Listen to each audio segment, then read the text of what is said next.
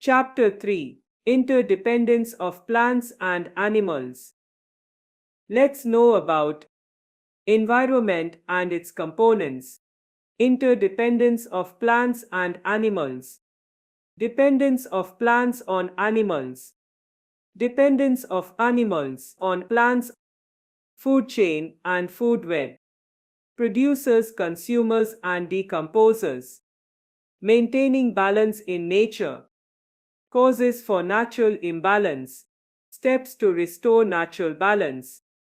Environment and its components.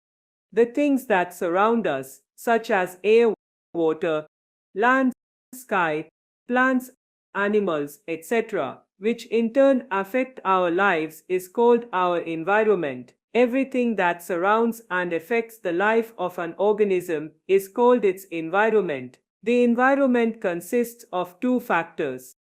1. Abiotic factors. These are the non-living things that constitute the environment, such as air, water, soil, warmth, sunshine, minerals, etc. 2.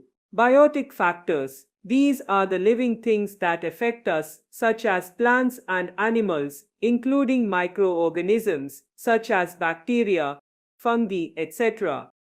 All these biotic and abiotic components interact and depend upon each other for their existence. Interdependence of plants and animals. Both plants and animals have been living together from the very early phase of evolution to form the biotic component of the environment. The various factors for which they depend on each other include nutrition, reproduction, protection, shelter, etc. This interdependence can be seen very well in a forest ecosystem where both plants and animals coexist with the support of each other. Plants provide food, shelter to the animals, which on the other hand help the plants in processes like seed dispersal and pollination, etc. Let's read about this in detail. Dependence of plants on animals. Plants are mostly dependent on animals for the following reasons.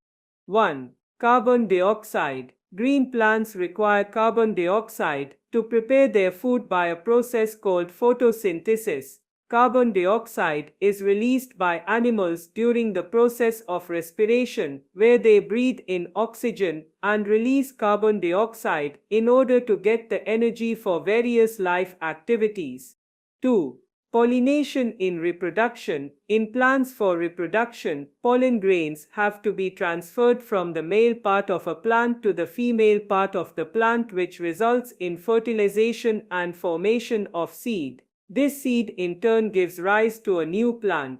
3. Seed dispersal. Seed dispersal is the movement of seeds away from the parent plant. Since plants cannot move from one place to another, they depend on animals and various other agents which help them disperse their seeds. Seed dispersal is important because if all seeds fall at one place, there will be competition for space, nutrients, etc., and they will not be able to grow. 4. Decomposition of dead plants and plant parts. When a plant or a plant part dies, it falls to the ground. These are then acted upon by microorganisms and decomposed to form humus, which in turn mixes with the soil, thus increasing the fertility of the soil. Dependence of animals on plants. Animals are also dependent on plants for various reasons. Some of them are listed below. 1. Oxygen. Animals are dependent on plants for oxygen, which is produced by the plants as a result of photosynthesis. Oxygen is used by animals for breathing, without which they cannot survive. 2. Food. Plants are the ultimate source of food for all organisms. It is so because plants are the only living things that can make their own food with the help of carbon dioxide, water, and sunlight by a process called photosynthesis. 3. Shelter. Plants provide shelter to many animals, including microorganisms, insects, reptiles, birds, etc. Do you know 1. The Amazon rainforests are known as the lungs of our planet as it continuously recycles carbon dioxide into oxygen. It is estimated that 20% of the world's oxygen is produced in the Amazon rainforest. 2. It is believed that about 80% of the world's diet originated in the Amazon rainforest, which includes fruits like orange, grapefruit, coconut, guavas, pineapples, mangoes, etc., and vegetables such as potatoes, corns, yams, etc. Grains such as rice and spices such as pepper, turmeric, cinnamon, cloves, etc. 3. Many of the prescription drugs sold worldwide are derived from plant sources. About 25% of the ingredients of the Western pharmaceuticals are derived from rainforests. Food chain and food web. In an ecosystem, plants and animals are dependent on each other for survival. This interdependence can be very well described with the help of a food chain or a food web. The organisms in an ecosystem need energy and there should be flow of energy within an ecosystem. The sun is the ultimate source of energy. This energy is used by green plants to prepare food. They are therefore called producers. These plants are eaten by herbivores. These are therefore called primary consumers. Herbivores, in turn, are eaten by carnivores that are called the secondary consumers. The carnivore, when dies, lies on the ground, and the decomposers then act upon it and mixes it with the soil. Food chain is the transfer of energy in the form of food from one organism to another in an environment, starting with the green plants or producers and ending in decomposers. Components of a food chain: producers. Green plants are called producers. They are called so because they are the only living things that can produce their own food using sunlight, carbon dioxide, water, and minerals, and with the help of a green pigment called chlorophyll present in them. Thus, light energy from the sun is converted into chemical energy and is stored in the plants. So the plants make the first level in a food chain. Consumers. Plants are eaten by herbivores. Animals cannot make their own food. Therefore, all animals depend on plants directly or indirectly for their food, and thus energy from plants is transferred to them. Thus, herbivores make the second level in a food chain. They are therefore called the primary consumers. These primary consumers are in turn eaten by carnivores. These are called secondary consumers and form the third level in a food chain. At times, this secondary consumer is eaten by another carnivore of higher order. This is then called a tertiary consumer. Thus, there is a transfer of energy from the primary consumers to the secondary and then to tertiary consumers. Decomposers. When the consumers die, their bodies are acted upon by microorganisms, broken into small particles, and are mixed with the soil. The energy of the producers and consumers are used up by the decomposers and is supplied back to the soil, thus keeping the environment clean.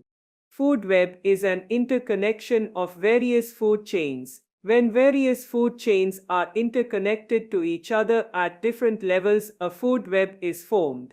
It shows the interconnection between different organisms in an ecosystem. The following diagram will help us to understand the food web better. Maintaining balance in nature. Balance in nature means the balance between living organisms such as human beings, plants, and animals and their environment. Harmonious relationship among all these leads to a perfect ecological balance. For this, there should be sufficient food available for all living beings. Insufficient food leads to starvation and death of an organism. A species can survive only when favorable ecosystem is created where they can live and multiply. What happens to the plants and animals when one type of animal leaves or dies out? Animals that depend on the missing plant or animal for food will be without food. They may die or leave the area in search of other food and shelter sources. For example, if snakes are killed, and eliminated from the rice fields, there will be an increase in the rat population which will eventually destroy the crops, thus disturbing the natural balance. Do you know? Australia has the largest coral reef in the world. It is known as the Great Barrier Reef. Over the past 30 years, there has been huge loss in coral of this reef. One of the main reasons for this was due to the crown of thorn starfish coats. These deadly starfish can eat 53 square meters of live coral annually. This starfish has 21 arms and is covered with venomous spine-like spikes. Australian marine scientists have found out that this problem can be solved with the help of a marine species of snail called giant treton, which is the only natural predators of the starfish. It is one of the world's largest sea snails, reaching lengths of up to 2 feet. It is said to be very active and is known to aggressively chase its prey, which it detects through smell and kills it. The Australian government is giving legal protection to the giant treton species and is trying to help it reproduce artificially so that it can reduce the population of crown of thorns starfish and save the coral reefs from destruction. Causes of natural imbalance. The causes of imbalance in an environment may be a disturbance either caused naturally or created by humans. A disturbance is any change that causes a disruption in the balance of an ecosystem. A few examples of human-caused disturbances are deforestation. Due to ever-increasing human needs, large stretches of forests are cleared, which results in habitat destruction of many animal species apart from depriving all living beings from numerous forest resources. Pollution, setting up of industries, uncontrolled usage of vehicles, dumping of garbage into water bodies, etc., have resulted in various forms of pollution in the environment. Introduction of a new species. Sometimes if a new species of plant or animal is brought into a new place, it affects the other native species growing there. Overhunting of a particular species. When there is unlawful hunting of a particular species, it comes to the verge of extinction. A few examples of natural disturbances are volcanic eruptions. In the event of a volcanic eruption, large amount of volcanic eruptions. In the event of a volcanic eruption, large amount of lava spreads across huge areas with a very large quantity of smoke and chemical release. This adversely affects the natural environment. Floods cause huge destruction to life and property. Large numbers of human life, property, crops, livestock, etc. are harmed during floods. This may reduce biodiversity in an environment. Forest fires. Forest fires cause great damage to trees and wild animals. Fires destroy the nests, natural habitats and food sources of the animals living there apart from killing a huge number of wildlife. Steps to restore natural balance. In order to restore the balance of nature, certain steps have to be taken. Some of them are afforestation. Large-scale planting of trees on barren lands is called afforestation. Afforestation provides a fresh supply of timber, food, fodder for cattle, shelter, etc. In addition to bringing rains to the region and cleaning the air, it also prevents soil erosion. Prevent pollution. Steps should be taken to prevent factories and vehicles from emitting harmful chemicals. Catalytic converters should be installed in vehicles to convert poisonous gas into non-poisonous gas. Sewage from industries should be treated before releasing into the environment. Protected areas should be created by the government for protection of plant and animal species such as wildlife sanctuaries and national parks. Do you know? Important facts about wildlife protection. 1. The Sundarbans area in West Bengal is famous for Royal Bengal tiger. 2. The lion is found naturally in Jaya Forest in Gujarat. In 1972, the Jaya Lion project was launched for its protection. 3. Project Crocodile was launched in 1975 to protect both gharial and alligator species of the crocodile at places like Kukral Reserve Forest, Lucknow, and Mahanadi River in Odisha. 4. The one-horned rhino is protected in Kaziranga National Park and Manas Wildlife Sanctuary in Assam and Jaldapara National Park in West Bengal. 5. The Dachigam National Park in Jammu and Kashmir is famous for Hangul Kashmiri stag. In a nutshell, the environment has two components, abiotic and biotic. Both plants and animals are interdependent. Animals provide carbon dioxide, help in pollination, seed dispersal, and in decomposition of dead plant and animal matter. Plants provide oxygen, food, and shelter. A food chain starts with a producer and ends in a decomposer. A food web is formed due to interconnection of different food chains. It is important to maintain the balance in nature. Natural imbalance may be caused due to human-related activities such as deforestation, pollution, introduction of a new species, or overhunting of a particular species. Natural causes for imbalance are volcanic eruptions, floods, forest fires, etc.